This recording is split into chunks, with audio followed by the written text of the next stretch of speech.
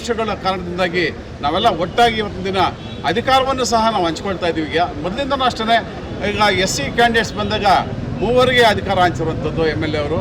ಹಾಗೆಯೇ ಈಗ ಏನು ಜನರಲ್ ಬಂದಿದೆ ಅದಕ್ಕೂ ಸಹ ಮತ್ತೆ ಅಧಿಕಾರ ಹಂಚ್ಕೊಳ್ಳೋ ಒಂದು ಭರವಸೆ ಕೊಟ್ಟಿರೋದ್ರಿಂದ ನಮ್ಮೆಲ್ಲ ವೈಮನಸ್ಸುಗಳು ಏನೋ ಸಣ್ಣ ಪುಟ್ಟ ಸಮಸ್ಯೆಗಳಿದ್ರು ಸಹ ಅದನ್ನ ಒಂದು ಒಟ್ಟು ವ್ಯವಸ್ಥೆಯಲ್ಲಿ ಕೂತ್ಕೊಂಡು ಮಾತಾಡಿ ಅದು ನಾವು ಬಗೆಹರಿಸ್ಕೊಂಡಿದ್ದೀವಿ. ಇದರಲ್ಲಿ ಬೇರೆ ಅನ್ಯತಾ ಒಂದು ಬೇರೆ ಬೇರೆ ಒಂದು ಕಾರಣಗಳಿಗೆ ಅವಕಾಶ ಇಲ್ಲ ನಮ್ಮ ಮಾತು ಹೇಳ್ತಾ. ಹಾಗೆಯೇ ಮುಂದೆ ದೊಡ್ಡ ಸವಾಲಿದೆ, ನಮ್ಮ ಪುರಸಭಾ ಅಧ್ಯಕ್ಷರು ಮತ್ತು ಉಪಾಧ್ಯಕ್ಷರು ದೊಡ್ಡ ಸವಾಲಿದೆ.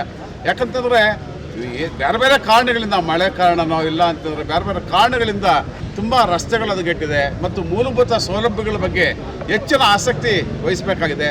ಜೊತೆಗೆ ಸಾವಿರಾರು ಕೋಟಿ ನಮಗೆ ಅನುದಾನ ಬರೋದ್ರಿಂದ ಕಾಂಗ್ರೆಸ್ ಸರ್ಕಾರ ಸಿದ್ದರಾಮಯ್ಯನವರ ನೇತೃತ್ವದ ಕಾಂಗ್ರೆಸ್ ಸರ್ಕಾರ ಏನಿದೆ ಇವತ್ತು ಸಾಕಷ್ಟು ಅನುದಾನಗಳ ನಮ್ಮ ಪುರಸಭೆಯ ಅಭಿವೃದ್ಧಿಗೆ ಮತ್ತು ಮಾಲೂರಿನ ತಾಲೂಕು ಅಭಿವೃದ್ಧಿಗೆ ಕೊಡೋದ್ರಿಂದ ಅದನ್ನು ಸಮರ್ಪಕವಾಗಿ ಬೆಳೆಸಿ ಅದನ್ನು ಜನಗಳಿಗೆ ವಿನಿಯೋಗ ಮಾಡುವಂಥದ್ದು, ತನ್ಮೂಲಕ ಕಾಂಗ್ರೆಸ್ಗೆ ಒಳ್ಳೆಯ ಹೆಸರು ತಂದು ಕೊಡ್ತೀರಿ ಅಂತ ಹೇಳ್ಬಿಟ್ಟು ಅವರಿಗೆ ಮನವರಿಕೆ ಮಾಡ್ತಾ ಮತ್ತೊಮ್ಮೆ ನಮ್ಮ MLC ನಾರಾಯಣಸ್ವಾಮಿ ಅವರಿಗೆ, ನಮ್ಮ ಅಧ್ಯಕ್ಷ ನಮ್ಮ MLA ಅವರು ನಮ್ಮ KY ನಂಜೇಗೌಡರಿಗೆ, ನಮ್ಮ ಮಾಜಿ ಶಾಸಕರಂತ ನಾಗರಾಜ್ರವರಿಗೆ ಮತ್ತು ಬ್ಲಾಕ್ ಕಾಂಗ್ರೆಸ್ ಅಧ್ಯಕ್ಷರಾದಂಥ ಮಧುಸೂದನ್ ಅವರು, ವಿಜಯ ನರಸಿಂಹರವರು, ಹಾಗೆಯೇ ನಮ್ಮ KPCCಯ ಸದಸ್ಯರುಗಳಾದಂತಹ ಪ್ರದೀಪ್ ರೆಡ್ಡಿ ಅವರು ಮತ್ತು ಸೋಮಣ್ಣವರು ಇವರಿಗೆಲ್ಲ ವಂದಿಸ್ತಾ ನನಗೆ ಅವಕಾಶ ಕೊಟ್ಟಿದ್ದಕ್ಕಾಗಿ, ಮತ್ತೆ ಟೌನ್ ಪ್ಲಾನಿಂಗ್ ಅಧ್ಯಕ್ಷರು ನಮ್ಮ ನಯೀಮ್ ಅವರಿದ್ದಾರೆ, ಎಲ್ಲ ಪುರಸಭಾ ಸದಸ್ಯರಿಗೆ ಈ ಒಂದು ಪುರಸಭೆನ ನಮ್ಮ ಕಾಂಗ್ರೆಸ್ ಹಿಡಿತಕ್ಕೆ ಸಿಕ್ಕೋ ಥರ ಮಾಡಿದಂತಹ ಎಲ್ಲ ಪುರಸಭಾ ಸದಸ್ಯರಿಗೆ 19 ಜನ ಪುರಸಭಾ ಸದಸ್ಯರು,